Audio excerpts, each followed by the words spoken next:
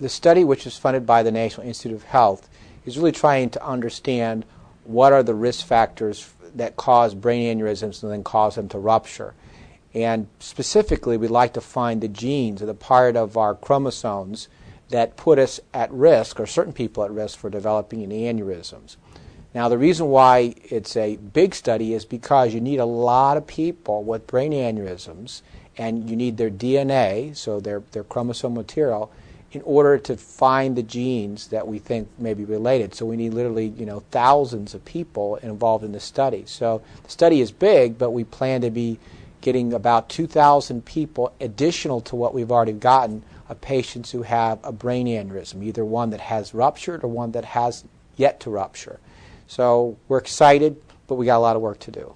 We know some things already about why brain aneurysms form. For example, we know that smoking is by far the most important factor that leads to development of brain aneurysms. Probably 75 to 80% of patients who develop a brain aneurysm have been smokers in their life. So an easy message is stop smoking now, and you immediately decrease your risk of aneurysm regardless of what your genes are like.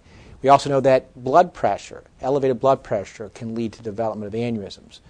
But we also know of all the types of strokes, there's probably the most evidence that brain aneurysms are related to a gene component, something in our genes that predisposes us. And I think about a family in town here where, for instance, there were 3 siblings in the same family, all who had a ruptured aneurysm within 2 years, about between age 37 to 39, 2 of whom died.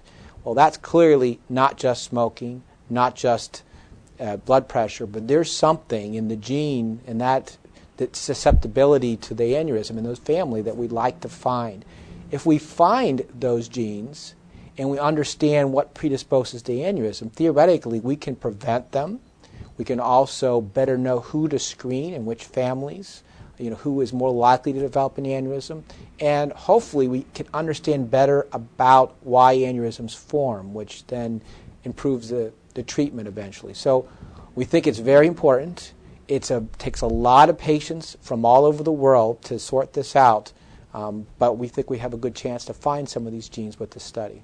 First phase of the study, only people who had had family members with an aneurysm in addition to themselves would have been eligible.